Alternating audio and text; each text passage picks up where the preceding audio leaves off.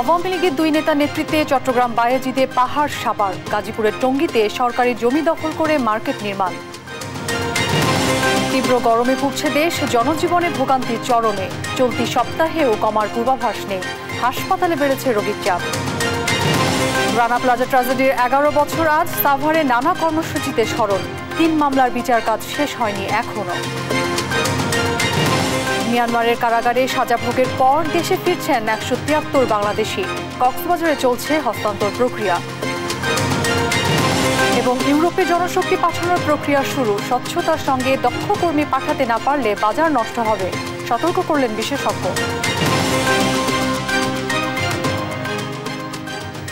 দেখছিলেন শিরোনাম সংবাদ দুপুরের, সঙ্গে আছি অরিন ইশরাত। থাইল্যান্ডের প্রধানমন্ত্রী শ্রেথা তাহভিসিনের আমন্ত্রণে 6 দিনের সরকারি সফরে ব্যাংকক গেছেন প্রধানমন্ত্রী শেখ হাসিনা। বুধবার সকাল 10টা 13 মিনিটে বিমান বাংলাদেশ এয়ারলাইন্সের একটি ফ্লাইটে ঢাকা ছাড়েন প্রধানমন্ত্রী ও তার সফরসঙ্গীরা। স্থানীয় সময় দুপুর আনুমানিক 1টা 30 মিনিটে ব্যাংকক ডং মিউভেং আন্তর্জাতিক বিমানবন্দরে পৌঁছাবেন প্রধানমন্ত্রী। এ সফরে তিনি থাইল্যান্ডের রাজা রানী এবং প্রধানমন্ত্রীর সঙ্গে দ্বিপাক্ষিক বৈঠকের পাশাপাশি জাতিসংঘের এশিয়া ও প্রশান্ত মহাসাগরীয় অঞ্চলের অর্থনৈতিক ও সামাজিক কমিশনের অধিবেশনে যোগ দেবেন।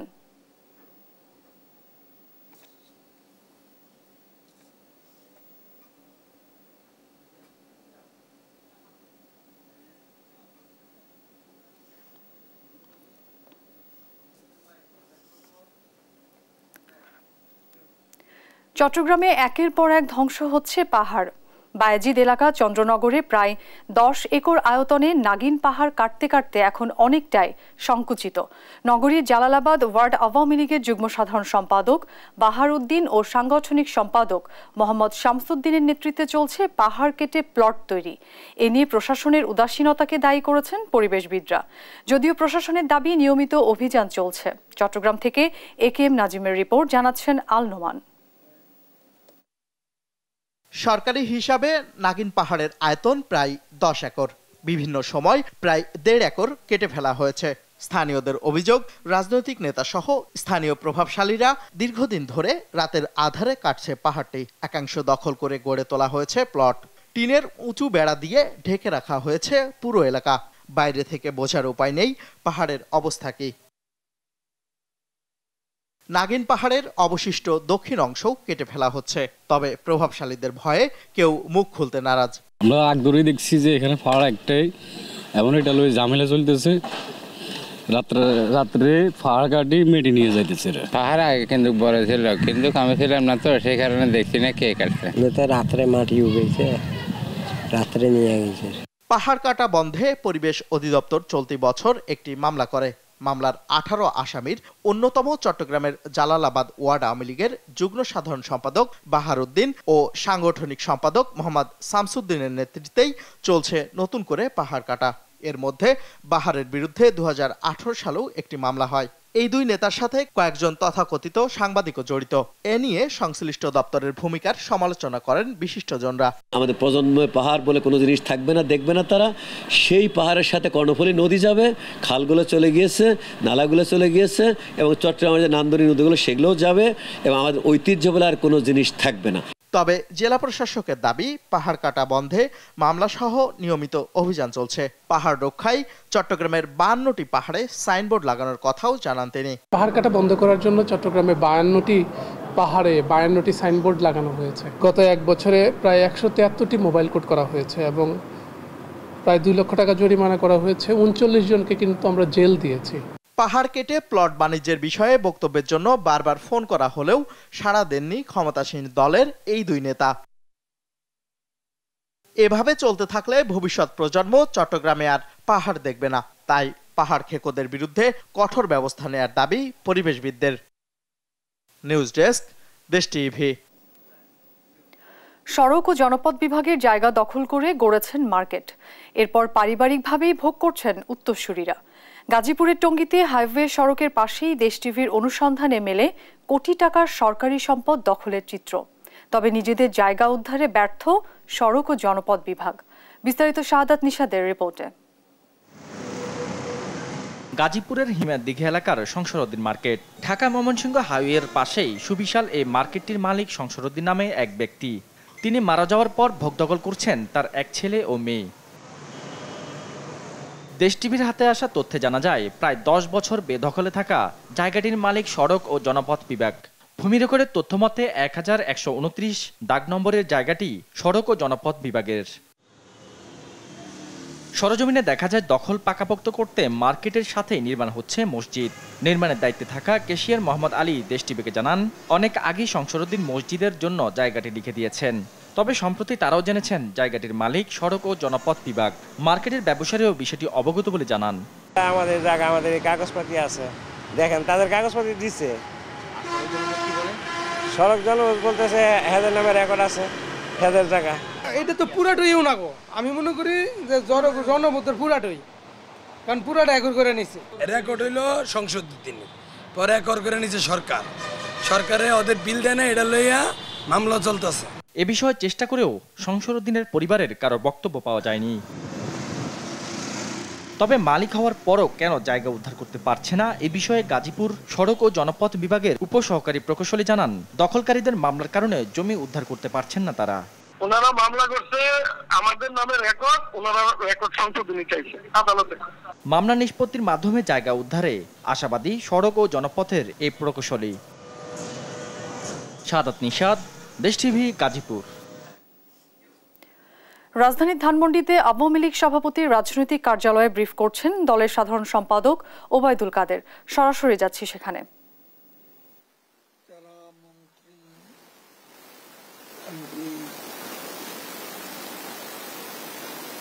এই পর্যায়ে একটা নির্দেশনা দেওয়া হয়েছে তাদের নিকটাত্মীয় এবং সন্তান সন্ততির ব্যাপার। এখানে একটা বিষয় হলো, এর মধ্যে কিন্তু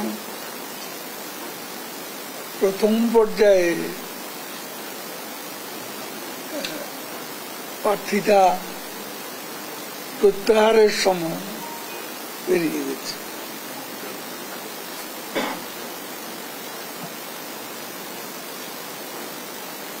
এদের মধ্যে কেউ কেউ বলেছেন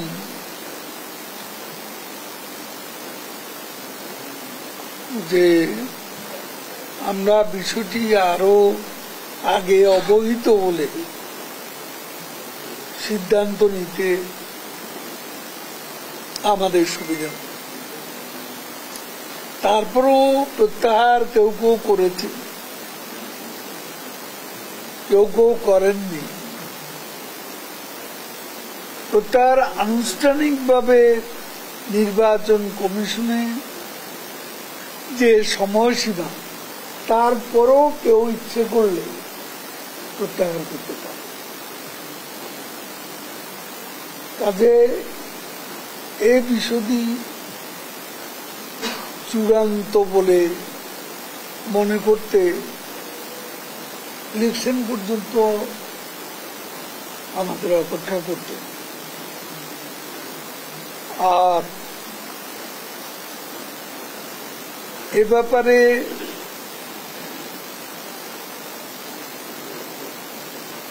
দলীয় নির্দেশনা অমান্য করলে ডিসিপ্লিনারি অ্যাকশনের বিষয়টা আমাদের পার্টিতে আছে। সময় মতো এই সিদ্ধান্ত অবশ্যই নেওয়া। আমাদের দল ডিসিপ্লিনারি অ্যাকশনের বিষয়টি আমরা যেমন আমাদের গত সাধারণ নির্বাচনের পর মন্ত্রিসভা, এই দুটো জায়গাতেই কিন্তু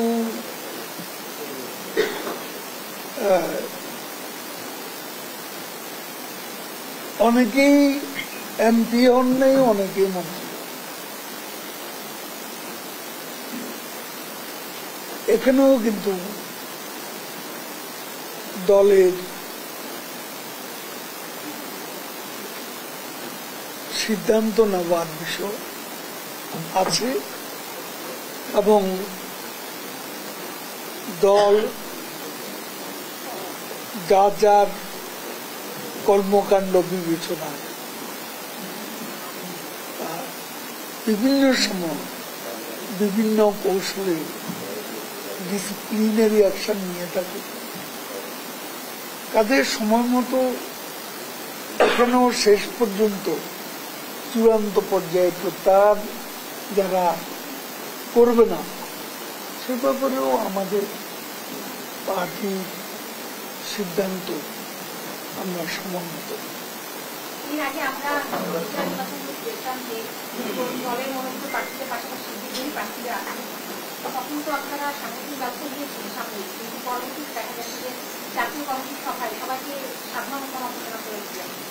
শুনেন, তখন আর এখন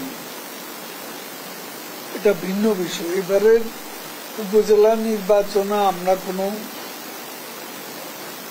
মনোনয়ন আমাদের দলের পক্ষ থেকে কাউকে দলীয় প্রতীকে নির্বাচন করার সুযোগ দেওয়া হয়নি। এবার যে দাঁড়াতে চায় কিছু কিছু বিষয় তো আপনারা জানেন যে কিছু কিছু ব্যতিক্রম বাদে আমরা তো ইলেকশন প্রতীক ছাড়া নির্বাচন করার অধিকার দিচ্ছি। এখন জেনারেল অ্যামনেস্টি এটা একটা বিশেষ পরিস্থিতিতে দলীয় রণকৌশল সেটা হতেই পারে এবং সেটা আমাদের দলের সভাপতি নিতে পারে, নেওয়ার সে অ্যাবসলিউট রাইট।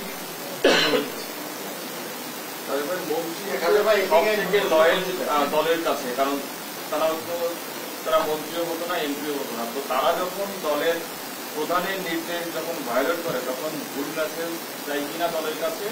আর এমন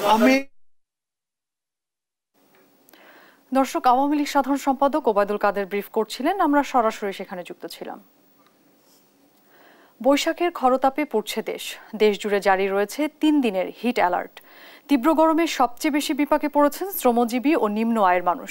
জীবিকার তাগিদে প্রতিকূল পরিবেশ উপেক্ষা করেও তাদের অনেকে বের হচ্ছেন বাইরে। রাজধানীর সড়কে মানুষের চলাচল কম থাকলেও আছে গাড়ির চাপ। আবহাওয়া অফিস বলছে খুলনা ও রাজশাহী বিভাগে গরমের তীব্রতা বেশি।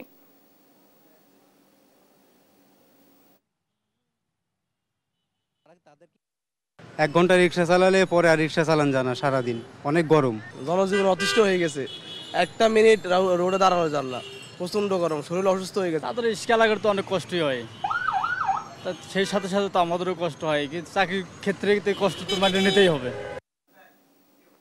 তাপদাহের খবর জানাতে রাজধানীর থেকে সরাসরি যুক্ত হচ্ছেন সহকর্মী মাজহারুল ইসলাম।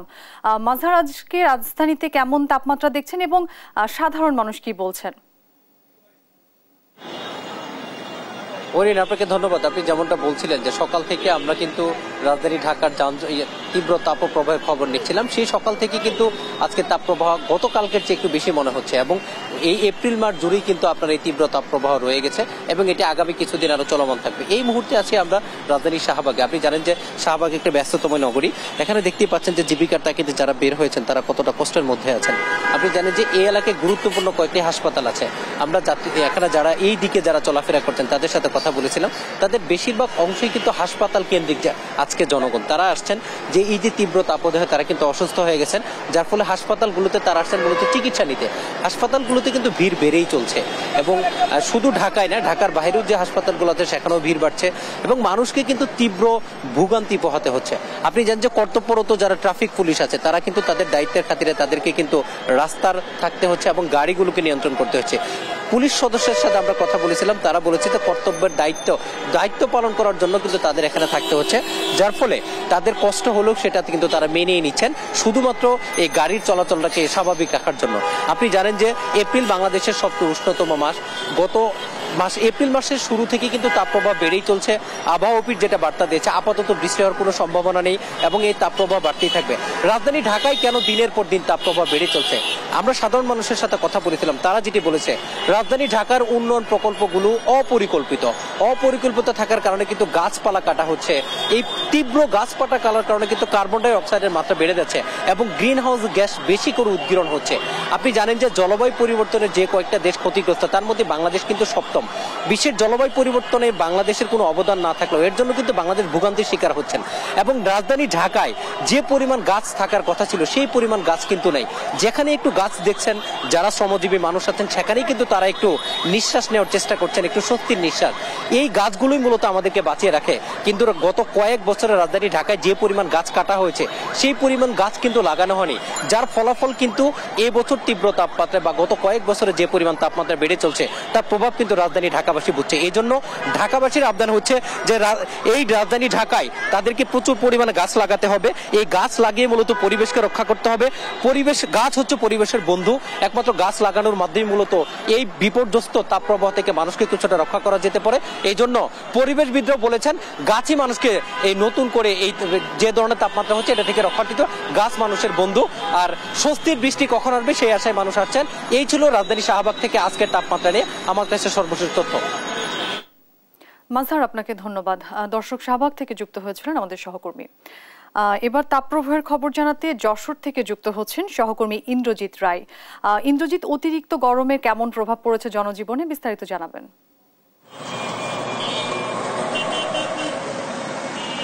অরিন, আসলে গত 2 সপ্তাহ ধরেই কিন্তু যশোরের উপর দিয়ে যে তাপ প্রবাহ বয়ে যাচ্ছে তার প্রভাবে কিন্তু জনজীবন এক প্রকার বিপর্যস্ত হয়ে উঠেছে। সবচেয়ে বেশি ভোগান্তির শিকার হচ্ছে সাধারণত শ্রমজীবী মানুষ যারা আছেন, যাদেরকে কাজের সন্ধানেই কিন্তু ঘরের বাইরে বের হতে হয়, সেই মানুষগুলোর ভোগান্তি চরম পর্যায়ে। এখন যে কৃষি যারা কাজ করেন তাদেরও কিন্তু অনেক কষ্ট হচ্ছে বলে আমরা জানতে পারছি। বিশেষ করে এখন বড় মৌসুমের শেষ পর্যায়ে, অর্থাৎ ধান পাকার মৌসুম। অনেক কৃষকের ধান কিন্তু ঘরে ওঠার শুরু করেছে, অর্থাৎ কৃষকরা তাদের যে কষ্ট অর্জিত যে ফসল সেটি ঘরে তোলার জন্য তুলছেন এবং অনেক ক্ষেত্রে ধান কাটা শুরু হয়েছে। সেই কৃষি শ্রমিক যারা আছেন তাদের কিন্তু এই রোদের মধ্যে চরম ভোগান্তির মধ্য দিয়ে তাদের কাজ করতে হচ্ছে। একই সঙ্গে শেষ মুহূর্তের যে সেই সেচের সেচ দিতে গিয়ে কৃষকদের যেমন খরচ বেশি হচ্ছে, তেমনি পানি সংকটও কিন্তু দেখা দিয়েছে। অর্থাৎ ভূগর্ভস্থ পানির যে স্তর নেমে যাওয়ার কারণে পানির সরবরাহ কিন্তু কমেছে।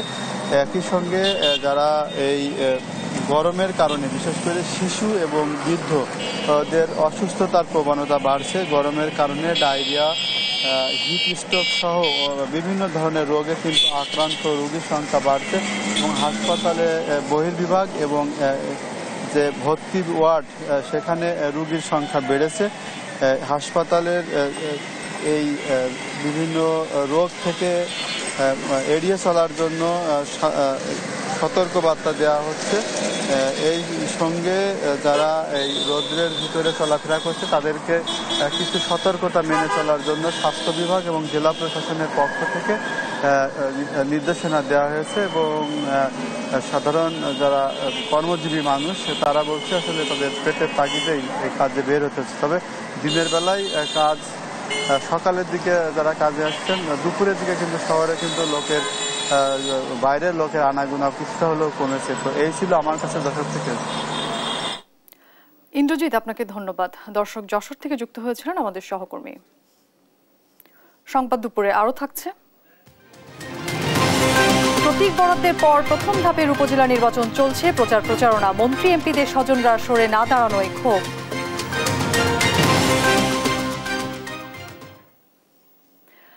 আজ রানা প্লাজা ট্র্যাজেডির 11 বছর। প্রায় এক যুগেও দোষীদের বিচার না হওয়া এবং পাওনা না পাওয়ায় আক্ষেপ প্রকাশ করেছেন নিহত ও আহতদের স্বজনরা। শ্রমিক নেতারা বলছেন, এতদিনেও বিচার কাজ শেষ না হওয়া জাতির জন্য লজ্জার। সাভার প্রতিনিধি শাহিনুর রহমান শাহিনের তথ্য ছবিতে রিপোর্ট। পোশাক শিল্পের ইতিহাসে সবচেয়ে ভয়াবহ দুর্ঘটনা ঘটে 2013 সালের 24 এপ্রিল। এদিন সাভারের রানা প্লাজা ধসে 1135 শ্রমিকের মৃত্যু হয় এবং আহত হন কয়েক হাজার। দুঃসহ সেদিনের স্মৃতি স্মরণে বুধবার সকাল থেকে সাভারের রানা প্লাজায় চলে শ্রদ্ধা নিবেদন। আহত নিহত শ্রমিকদের স্বজন ও বিভিন্ন শ্রমিক সংগঠন শ্রদ্ধা নিবেদন করেন। তবে আক্ষেপ একটাই, দোষী রানার বিচার হয়নি এখনো। বছরের পর বছর একই কথা বলতে না রানার বিচার হচ্ছে না, আমরা সুবিচার পাচ্ছি না, আমাদের একটা ঠিকঠাক গতি হচ্ছে। বলতে চাই যে রানা প্লাজার মতো দুর্ঘটনা যেন বাংলাদেশে আর না ঘটে। আমাদের এখন একটাই দাবি, এবং আমাদের যে সকল কর্মক্ষেত্র আছে সকল কর্মক্ষেত্র হবে নিরাপদ, শ্রমিক বান্ধব। আমি অনেকেই আহত এখনো, আমি কোনো কর্মতে এখনো ফিরে যেতে পারতাছি না, আমি কোনো কাজ কাম করতে পারতাছি না। আমারে ওই রানা প্লাজার আহত টার্সিসে থেকে আমার চিকিৎসা দিতেছে সিআরপির ওইখান থেকে, এখন আমি চিকিৎসা অবস্থায় আছি আর কি। বুধবার সকালে সাভারের রানা প্লাজায় নিহতদের স্মরণে নির্মিত শহীদ বেদিতে ফুল দিয়ে শ্রদ্ধা জ্ঞাপন করেন শ্রমিক আন্দোলনের নেতাকর্মী সহ আরো অনেকে। আন্দোলনকারীরা বলেন, এমন ঘটনায় এখনো দোষীদের বিচার কাজ শেষ না হওয়া জাতির লজ্জা ছাড়া আর কিছুই নয়। 6 মাসের মধ্যে যে নির্দেশ দেওয়া হয়েছে যে 6 মাসের মধ্যে এই মামলা নিষ্পত্তি করতে হবে, আমরা চাই দ্রুত মালিকরা দোষীরা শাস্তি পাবে এবং শ্রমিকদের ভুক্তভোগীদের মর্যাদাপূর্ণ ক্ষতিপূরণ চাই আমরা। সেই শ্রমিকদের এক জীবনের আয়ের সমান তাদেরকে ক্ষতিপূরণ দিতে হবে। আজ যে প্রায় 2500-এর মতো শ্রমিক আহত হয়েছে, তাদেরকে আমরা উপযুক্ত ক্ষতিপূরণ দিতে হবে এবং শ্রমিককে কারখানাগুলোর কর্মস্থলে নিরাপত্তা দিতে হবে। রানা প্লাজা ধসের ঘটনার তদন্ত কাজ শেষে নিম্ন আদালতে বিচার হয়েছে বলে জানান শিল্প পুলিশের এ কর্মকর্তা। এটা আদালতের বিচার্য বিষয়। আমি মনে করি যে এই বিষয়টা আদালত অবশ্যই কাজ করছে, হয়তো একটু সময় লাগতেছে। সবকিছু যেহেতু আদালতের বিচার্য বিষয়, এই বিষয় নিয়ে আসলে আমাদের কথা বলাটা মনে হয় সমীচীন হবে না। তবে ভবিষ্যতে যাতে এ ধরনের ঘটনা না ঘটে, সেজন্য আমরা সকল সংস্থার সাথে সমন্বয়পূর্বক আমাদের চেষ্টা অব্যাহত আছে যাতে আর দ্বিতীয় কোনো এই ধরনের ঘটনা না ঘটে। নিউজ ডেস্ক, দেশ টিভি। সাভারের ঘটনাস্থল থেকে সরাসরি যোগ দিচ্ছেন সহকর্মী শাহিনুর রহমান শাহিন। শাহিন, রানা প্লাজা দিবস স্মরণে কি কর্মসূচি চলছে এবং শ্রমিক নেতারা কি বলছেন? ওয়ারিন, আপনাকে ধন্যবাদ। আমি কিন্তু এই মুহূর্তে আছি রানা প্লাজার ঠিক যে ট্র্যাজেডি ঘটেছিল সেই ট্র্যাজেডির সামনে আছি। গত আপনি জানেন যে 2013 সালে এই 24 এপ্রিল কিন্তু এই ট্র্যাজেডি ঘটনাটি ঘটে। তখন কিন্তু 1135 জনের প্রাণহানির ঘটনা ঘটে, এমনটি কিন্তু আমরা দেখতে পাচ্ছি। এবং সেই সাথে আপনাকে জানিয়ে রাখি যে এই সকাল থেকে কিন্তু বিভিন্ন শ্রমিক সংগঠনের পক্ষ থেকে কিন্তু এখানে শ্রদ্ধা নিবেদন করে নিহত শ্রমিকদের পক্ষে। এবং আপনাকে জানিয়ে রাখি যে এখানে কিন্তু আহত শ্রমিকরাও কিন্তু দেখেছি আজকে তাদেরকে যে নিহত শ্রমিকদের স্মরণ করেছে, এমনটি কিন্তু আমরা দেখতে পাচ্ছি। এবং বিভিন্ন সকালে কিন্তু প্রশাসনের পক্ষ থেকেও কিন্তু এখানে পুষ্প অর্পণ করেছে, এমনটি কিন্তু আমরা দেখেছি। এবং সেই সাথে আপনাদেরকে জানিয়ে রাখি যে এই যে সাভারের কিন্তু এই রানা প্লাজার সামনে এই যে আজকে 11 বছর হতে চললো, এই 11 বছরে কিন্তু আমরা দেখেছি যে অনেকের কিন্তু চাওয়া পাওয়া, অনেকে ক্ষতিপূরণ পায়নি, এমনটি কিন্তু আমরা শুনেছি। এবং অনেকেই কিন্তু পঙ্গুত্ব নিয়ে বেড়াচ্ছে, এমনটিও কিন্তু আমরা দেখেছি। এবং সেই সাথে অনেক শ্রমিক সংগঠনের কিন্তু এখানে কিন্তু তাদের বিভিন্ন অভিযোগ এবং চাওয়া পাওয়া ছিল যে এখানে এই যে পরিত্যক্ত যে জায়গাটাই আছে, এই জায়গাটার মধ্যে যাতে হসপিটাল নির্মাণ করা হয় এবং রানা প্লাজার যে রানার যাতে বিচার হয়, এমনটি কিন্তু তারা দাবি জানিয়েছে। আমরা যদি একজন শ্রমিক নেতার সাথে কথা বলার চেষ্টা করি যে আসলে যে আপনারা কি চাচ্ছেন 11 বছর পরে এসে? আমরা প্রথমত যেটা দেখছি যে 11 বছর অতিক্রান্ত হওয়ার পরেও যেই বিচার আমরা চেয়েছিলাম, যে শাস্তি বিশেষ করে ফ্যাক্টরির মালিক এবং ভবন মালিকের, সেটা কিন্তু আমরা এখনো দেখতে পাচ্ছি না। জানি না কিসের ইশারায় এই বিচারকে এত দীর্ঘায়িত করা হচ্ছে। অপরদিকে যে ক্ষতিপূরণ দিয়েছে আমাদের শ্রমিকদের, আমরা আসলে এটা ক্ষতিপূরণ হিসাবে দেখি নাই। আমরা যেটা দেখেছি সেটা হলো অনুদান দেওয়া হয়েছে। শ্রমিকদের কিন্তু এখনো যেই হত্যা করা হয়েছে, তাদেরকে জোর করে যে কারখানার ভিতরে ঢুকিয়ে এই হত্যাকাণ্ড ঘটিয়েছে, সেই জন্য যে ক্ষতিপূরণ দেবে, সেই ক্ষতিপূরণ কিন্তু শ্রমিকরা এখনো পায় নাই। শুধুমাত্র অনুদানের বিনিময়ে তাদেরকে ক্ষতিপূরণটাকে দেখানোর চেষ্টা করা হচ্ছে। আমরা তাদের পূর্ণাঙ্গ ক্ষতিপূরণ চাই, এবং ক্ষতিপূরণের জায়গায় আমরা যেটা বলছি যে ILO কনভেনশন 121 অনুযায়ী, অর্থাৎ লস অফ আর্নিং আর পেইন অ্যান্ড সাফারিং, অর্থাৎ এখানে যারা মারা গিয়েছে তারা যত বছর বেঁচে থাকতো, সেই বেঁচে থাকা পর্যন্ত যে আয় করতো সেই পরিমাণ ক্ষতিপূরণ তাদেরকে দিতে হবে। আর যারা এখন বেঁচে আছে, পঙ্গুত্ব বরণ করেছে, তাদেরকে পেইন এবং সাফারিংয়ের জন্য ক্ষতিপূরণ দিতে হবে। সেটা আমরা দেখতে পাচ্ছি না। 11টা বছর ধরে কিন্তু আমরা সেগুলো বলে যাচ্ছি। অপরদিকে আমরা যেটা চাচ্ছি সেটি হচ্ছে যে এই যে ভবনের যে জায়গাটা পড়ে আছে, আমরা বলছি যে রানা প্লাজা শ্রমিকদেরকে এখানে পুনর্বাসন করার জন্য, এটাকে যদি যেমনটি জানিয়েছিলেন যে এখানে যে পরিত্যক্ত জায়গাটা, এই জায়গাটা যাতে পুনর্বাসন করা হয়, এবং অন্যান্য শ্রমিক নেতারা বলেছে এখানে যাতে চিকিৎসা সেবা চালানোর জন্য একটা হসপিটাল করা হয়, এমনটিও কিন্তু অনেকে জানিয়েছে। এই ছিল রানা প্লাজার সামনে থেকে অরিন। শাহিন, আপনাকে ধন্যবাদ। দর্শক, সাভার থেকে যুক্ত হয়েছিলেন আমাদের সহকর্মী। রানা প্লাজা ট্র্যাজেডির ঘটনায় দায়ের করা 3 মামলার মধ্যে একটিরও বিচার শেষ হয়নি।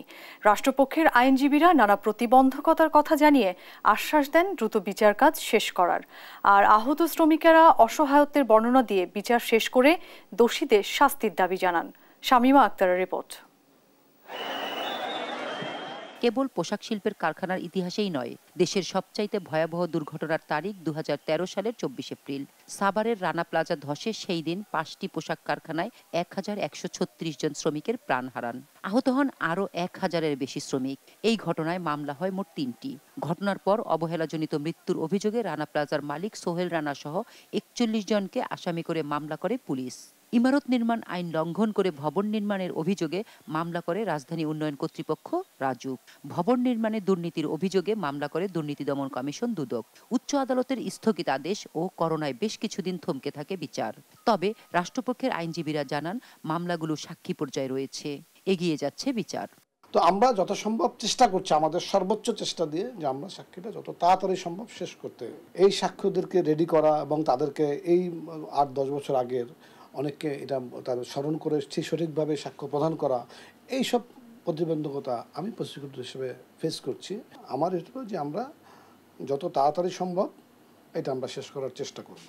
ঘটনায় নিহত শ্রমিকদের অনেকের পরিবারই ক্ষতিপূরণ পেলেও আহত শ্রমিকদের আছে নানা অভিযোগ।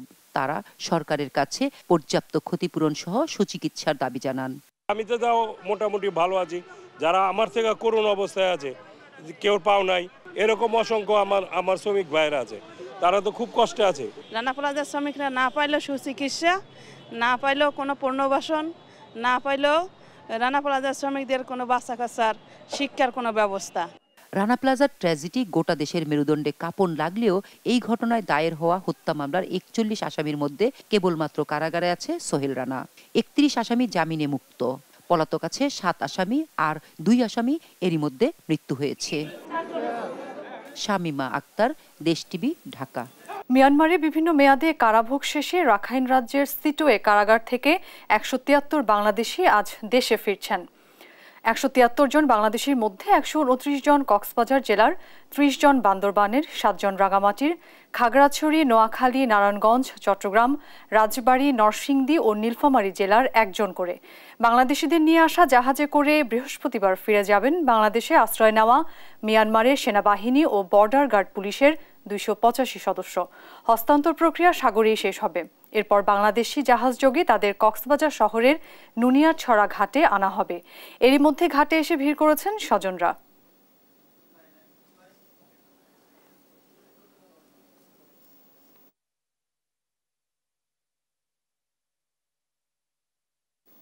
এ বিষয়ে বিস্তারিত জানাতে কক্সবাজার থেকে সরাসরি যুক্ত হচ্ছেন সহকর্মী সৌরভ দেব। সৌরভ, এ নিয়ে সবশেষ কি খবর রয়েছে আপনার কাছে জানাবেন? হ্যাঁ অরিন, আমি এখন আছি কক্সবাজার শহরের নুনিয়ারছড়া ঘাটে, যেখানে এখনো পর্যন্ত এসে পৌঁছায়নি যে 173 বাংলাদেশি মিয়ানমার কারাগার থেকে কারাভোগ শেষে ফিরছেন। আমরা যেটি জানতে পেরেছি সাগরে এর মধ্যেই হস্তান্তর প্রক্রিয়াটি চলছে এবং সেখানে মিয়ানমার থেকে যেই জাহাজটি এসছে সেখান থেকে বাংলাদেশি জাহাজে 173 জন সেই বাংলাদেশি নাগরিককে স্থানান্তর করা হচ্ছে এবং তাদেরকে অল্প কিছুক্ষণের মধ্যেই এই যে নুনিয়াছড়ার যে জেটিঘাটটি রয়েছে এখানে আনা হবে এবং এখানে ইতিমধ্যেই অন্যান্য সকল প্রস্তুতি সম্পন্ন করা হয়েছে। এবং আমাদেরকে কিছু সময় আগেই পররাষ্ট্র মন্ত্রণালয় সম্পর্কিত সংসদীয় স্থায়ী কমিটির সদস্য জাতীয় সংসদের হুইপ সাইমুম সরোয়ার কমল যেটি জানিয়েছেন আসলে যেই জাহাজটি করে 173 বাংলাদেশি নাগরিক এসছে মিয়ানমারের যে জাহাজটি করে সেই জাহাজে করেই ফিরে যাবেন 285 জন যে বাংলাদেশে পালিয়ে এসেছিল মিয়ানমারের জান্তা এবং সীমান্ত রক্ষী বাহিনীর সদস্যরা তারা আগামীকাল নাগাদ ফিরে যেতে পারে সেই জাহাজটি করেই। এবং দুই দেশের এই যে ফেরত এবং ফিরিয়ে দেওয়া এই প্রক্রিয়াটি সাগরের মাঝ পথেই হচ্ছে এবং দুটি জাহাজের মধ্যেই হচ্ছে কি স্থানান্তর প্রক্রিয়াটি সম্পন্ন হচ্ছে। তো আমরা যেটি দেখেছি এখানে মিয়ানমার দূতাবাসের কর্মকর্তারাও এসেছিলেন সকালে এবং তারাও তাদের হয়তো প্রশাসনিক যে আনুষ্ঠানিকতাগুলো সেই আনুষ্ঠানিকতাগুলো সম্পন্ন করেছিলেন। এবং ইতিমধ্যে কক্সবাজারের এই নুনিয়াছড়া জেটি ঘাটে এই তীব্র গরমের মধ্যেই স্বজনরা ভিড় জমিয়েছেন এবং তারা অপেক্ষা করছেন ঠিক কবে নাগাদ এই তাদের যে কারাভোগ করা স্বজনরা আছেন তারা এখানে ফিরবেন। তো আমরা আশা করছি হয়তো আর ঘন্টা খানেকের মধ্যেই মাঝসাগর থেকে বাংলাদেশি জাহাজে করেই ফিরবেন সেই 173 জন মিয়ানমারে কারাভোগ করা নাগরিক। তো আমার কাছে কক্সবাজার থেকে এই ছিল সর্বশেষ। সৌরভ, আপনাকে ধন্যবাদ। দর্শক, কক্সবাজার থেকে যুক্ত হয়েছিলেন আমাদের সহকর্মী। ট্যালেন্ট হান্ট প্রকল্পের আওতায় বাংলাদেশ থেকে জনশক্তি যাবে ইউরোপের 4 দেশে। দক্ষ কর্মী পাঠানোর প্রক্রিয়া নিয়ে কাজ করছে পররাষ্ট্র মন্ত্রণালয়। অভিবাসন বিশ্লেষকরা বলছেন গতানুগতিক টিটিসির মাধ্যমে দক্ষ শ্রমিক গড়া সম্ভব নয়। আর প্রশিক্ষিত কর্মী এবং পাঠানোর প্রক্রিয়ায় স্বচ্ছতা না আনতে পারলে অঙ্কুরেই নষ্ট হতে পারে ইউরোপের বাজার। যদিও প্রবাসী কল্যাণ প্রতিমন্ত্রীর দাবি সরকারি ব্যবস্থাপনাতেই দক্ষ জনশক্তি তৈরি সম্ভব। ইউরোপের শ্রমবাজার নিয়ে আজিজুর রহমান কিরণের 2 পর্বের ধারাবাহিকের আজ থাকছে শেষ পর্ব।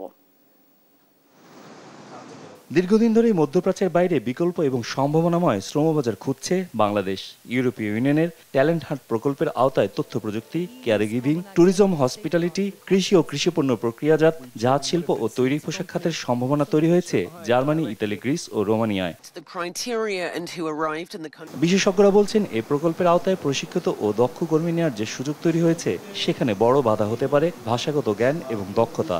সরকারি টিটিসি সেন্টারগুলোকে আধুনিক করা সহ বেসরকারি খাতের অধীনে উন্নত প্রশিক্ষণ কেন্দ্রের উপর জোর দেন তারা। শুধু স্কিল না, এখানে ভাষাগত শিক্ষা রয়েছে, তাদের মননের একটা ব্যাপার রয়েছে, সেখানেও ট্রেনিং করা এবং সেখানেও ট্রেনিং দেওয়া, এই কাজগুলো কিন্তু গুছিয়ে করতে হবে। কারণ এই বাজার আমরা কোনো ক্রমে আমরা হারাতে পারি না এবং এটা সম্ভাবনা যথেষ্ট। গভর্নমেন্ট লেভেলে যারা ট্রেনিং, উইথ ডিউ রেসপেক্ট আমি বলবো যে তারা তো তাদের তো কোনো দায়িত্ব নাই।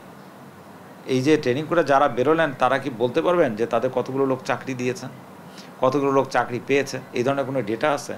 তাহলে তাদেরকে এই ধরনের কোনো রেসপন্সিবিলিটি বলে দেওয়া হয়েছে?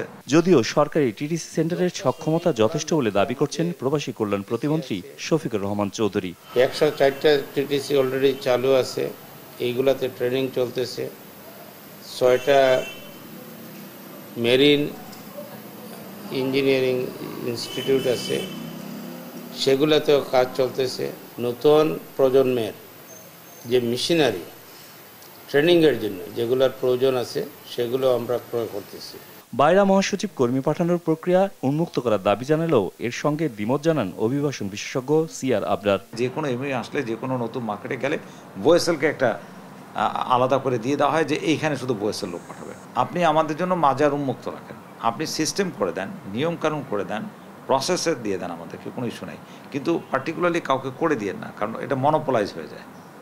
বেশ কয়েকটা কান্ট্রি কিন্তু আমরা এইভাবে আটকে গেছি যেখানে আমরা কর্মী পাঠাতে পারছি না। আর একটা হলো এই যে সিন্ডিকেট প্রথা, মানে এই যে সিলেক্টিভ কিছু এজেন্সিকে বিভিন্ন জায়গায় কাজ করতে দাও, এখান থেকে আমাদের বেরিয়ে আসতে হবে। বাইরার তো তাদের একটা এই সেক্টরকে প্রতিনিধিত্ব করেন জাতীয় পর্যায়ে, তাদের তো দায়িত্ব বর্তেছে, কিন্তু সে দায়িত্ব তো তারা তো পালন করছেন না। কোনো কোনো ক্ষেত্রে সবচেয়ে দুঃখের বিষয়, যারা বলেছিলেন যে তারা এই সিন্ডিকেট ভাঙবেন, তারাও পরবর্তীকালে আমরা যেটা শুনেছি যে তারা এর সাথে সম্পৃক্ত হয়েছে। শুধু 4 দেশই নয়, সঠিক ব্যবস্থাপনায় মানসম্মত কর্মী পাঠানো গেলে হাঙ্গেরি সহ ইউরোপের বিভিন্ন দেশেও দক্ষ শ্রমিক পাঠানো সম্ভব।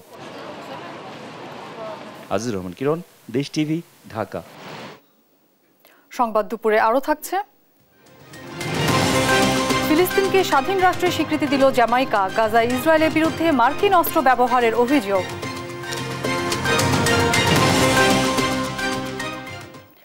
পঞ্চগড়ে এশিয়ান হাইওয়ে সড়কে মাহিন্দ্র ও ট্রাকের সংঘর্ষে ঘটনাস্থলে এক নারী ও চালক নিহত হয়েছেন। গুরুতর আহত হয়েছেন আরও 4 জন। আহতদের উপজেলা স্বাস্থ্য কমপ্লেক্সে প্রাথমিক চিকিৎসা দেওয়া হয়। দুজনের অবস্থার অবনতি হলে তাদেরকে অন্যত্র স্থানান্তর করা হয়। প্রত্যক্ষদর্শীরা জানান, সকাল 9টার দিকে দুর্ঘটনাটি ঘটে। চন্দনবাড়ি ইউনিয়নের কলাপাড়া সড়কে দেবীগঞ্জ থেকে আসা ট্রাকের সাথে বিপরীত দিক থেকে আসা মাহিন্দ্রের সংঘর্ষ হয়। খবর পেয়ে দ্রুত ঘটনাস্থলে যান ফায়ার সার্ভিস কর্মীরা।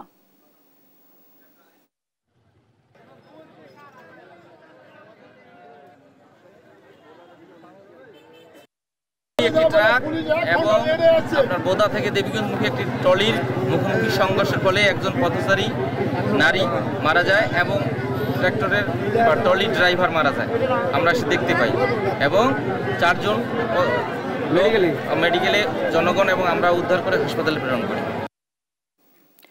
বাংলাদেশ বেতার রংপুর আঞ্চলিক কেন্দ্রে সরকারি গাছ বন বিভাগের অনুমতি ছাড়াই কাটার অভিযোগ উঠেছে প্রতিষ্ঠানটির আঞ্চলিক প্রকৌশলী মোহাম্মদ আবু সালেহের বিরুদ্ধে। বিষয়টি প্রকাশ পেলে দায়িত্বরত পুলিশ সদস্যরা ওই গাছ আটকে দিয়েছেন। তদন্ত করে প্রয়োজনীয় ব্যবস্থা নেওয়ার কথা জানিয়েছে বন বিভাগ। রংপুর থেকে রফিকুল ইসলামের প্রতিবেদন, জানাচ্ছেন ফারজানা ইসলাম। রংপুর নগরীর সিও বাজার এলাকায় বাংলাদেশ বেতারের আন্তর্জাতিক প্রেরণ কেন্দ্রে মাথা উঁচু করে দাঁড়িয়ে থাকা নানা প্রজাতির শত শত গাছে নজর পড়ে প্রতিষ্ঠানের আঞ্চলিক প্রকৌশলী আবু সালেহের। ঈদের ছুটিতে নিজের বিশ্বস্ত কর্মচারী দিয়ে একাধিক গাছ কেটে ফেলেন তিনি। অন্য কর্মচারীরা বিষয়টি সিনিয়র কর্মকর্তাকে জানালে নড়ে চড়ে বসেন আবু সালেহ। গাছ কাটার বিষয়টি স্বীকার করে তড়িঘড়ি সরকারি পত্র তৈরি করে কেটে ফেলা গাছের মূল্য নির্ধারণ করতে 15 এপ্রিল বন বিভাগকে পত্র দিয়ে গাছ অপসারণের অনুরোধ করেন। তবে গণমাধ্যমে কথা বলতে রাজি হননি তিনি। পুলিশ বলছে, অনিয়মের বিষয় জানার পর গাছ আটকে দিয়েছে তারা। আর কর্মচারীরা বলছেন, গাছ সরিয়ে নেওয়ার পর বন বিভাগকে দেখাতে পুনরায় সেগুলো ক্যাম্পাসে আনা হয়। খোঁজাখুঁজি চলতেছে, একটা সিস্টেমেটিক ওয়েতে করার চলতেছে আর কি। এর মধ্যেই এটা কাটা হয়ে এখানে রাখা, সব গাছগুলো রাখা হয়েছে এখানে। পিছনে কিছু গাছ ছিলই, নিয়ে যেতে পারেনি, পিছনেই ছিল। ওটা তো ব্যারিকেড ছিল পাশে, তো ওরা আবার যেহেতু এখন একটু দেখতে হবে, গাছগুলো দেখাতে হবে, এই জন্য তারা আবার গাছগুলো দিয়ে গেছে। এটা এদের 2 দিন আগে তো এনাদের লোক এসে গাছটা কাটছিল। কাটার পর এখান থেকে একজন ব্লেম দিছিল। তো যখন ব্লেমটা দেওয়া হয়েছিল তখন আমরা গাছটা অলরেডি কেটে ফেলাই দিছিল, মাটির মধ্যেই পড়ছিল। যখন ব্লেম দিছিল তখন থেকে আমরা গাছটা আটকাই দিছি আর কি, গাছটা যেতে দিইনি, এতটুকু। গেল জানুয়ারিতে বেতার কেন্দ্রের দায়িত্বরত পুলিশ সদস্য মোস্তফার লিখিত অভিযোগের ভিত্তিতে গাছ কাটতে প্রয়োজনীয় কাগজ তৈরি করা হলেও বন বিভাগ বলছে, যথাযথ নিয়ম না মানায় তদন্ত করে প্রয়োজনীয় ব্যবস্থা নেওয়া হবে। এখন একটা ভুল হয়েছে, সে ভুলটাকে কাভার করা যায় না। আর বাকি হলো যে এটার সম্পর্কে ফাইনাল কোনো মতামত আমার করতে যাবে, সেটা হলো যে একবার ওনারা যখন করে আসবে তখন আমরা একটা ঘোষণার সিগন্যাল লিখিতভাবে। সরকারি সম্পদ রক্ষায় সবাইকে নিজ থেকে এগিয়ে আসার আহ্বান পরিবেশবিদদের। নিউজ ডেস্ক, দেশ টিভি। এবার আন্তর্জাতিক প্রসঙ্গ। অবরুদ্ধ গাজার নাসের হাসপাতালের গণকবর থেকে আরও 310 মরদেহ উদ্ধার করেছে ফিলিস্তিনের উদ্ধারকারী সংস্থা। এদিকে মার্কিন সিনেটে ইসরায়েলের জন্য $2.5 কোটির বেশি সামরিক সহায়তা বিল পাশ হয়েছে। এরপরই সামাজিক যোগাযোগ মাধ্যমে করা এক পোস্টে অ্যামনেস্টি ইন্টারন্যাশনালের নির্বাহী পরিচালক বলেন, যুক্তরাষ্ট্রের দেয়া অস্ত্র ব্যবহার করে গাজায় যুদ্ধাপরাধ করছে ইসরায়েল। অন্যদিকে ফিলিস্তিনকে স্বাধীন রাষ্ট্র হিসেবে স্বীকৃতি দিয়েছে জামাইকা। আরও জানাচ্ছেন মুশরিফা নুজহাত। গাজা উপত্যকার বেইত লাহিয়া, বেইত হানুন এবং জাওয়ালিয়ার পূর্বাংশে ক্রমাগত শেল এবং আর্টিলারি হামলা চালিয়ে যাচ্ছে ইসরায়েলি বাহিনী। এই এলাকাগুলোর বাসিন্দাদের অন্যত্র সরে যাওয়ার নির্দেশ দিলেও পালানোর সময়টুকুও দিচ্ছে না আইডিএফ। হামলা থেমে নেই রাফাহ এলাকাতেও। মঙ্গলবার রাতে ইসরায়েলি বাহিনীর হামলায় এই এলাকার একই পরিবারের একাধিক সদস্য নিহত হয়েছেন। এদিকে নাসের হাসপাতাল প্রাঙ্গণের গণকবর থেকে এখনো মিলছে মরদেহ। ইসরায়েলি বাহিনী এই হাসপাতাল ছেড়ে যাওয়ার পর শনিবার এই হাসপাতাল চত্বরে শনাক্ত করা হয় গণকবর। এরপরই মাটির নিচ থেকে শত শত মরদেহ তুলে আনছেন ফিলিস্তিনের উদ্ধারকর্মীরা, যার বেশিরভাগই নারী ও শিশুদের। পরিস্থিতির ভয়াবহতায় শঙ্কিত জাতিসংঘের মানবাধিকার প্রধান ভলকার তুর্ক এই ঘটনার স্বাধীন এবং সুষ্ঠু তদন্তের আহ্বান জানিয়েছেন তিনি।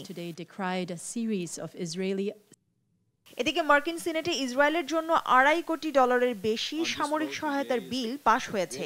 এরপরই সামাজিক যোগাযোগ মাধ্যমে করা এক পোস্টে অ্যামনেস্টি ইন্টারন্যাশনালের নির্বাহী পরিচালক বলেন, যুক্তরাষ্ট্রের দেয়া অস্ত্র ব্যবহার করে গাজায় যুদ্ধাপরাধ করছে ইসরায়েল। অন্যদিকে ফিলিস্তিনকে স্বাধীন রাষ্ট্র হিসেবে স্বীকৃতি দিয়েছে Jamaica. Mushrifa Nuzhat, news desk, দেশ টিভি।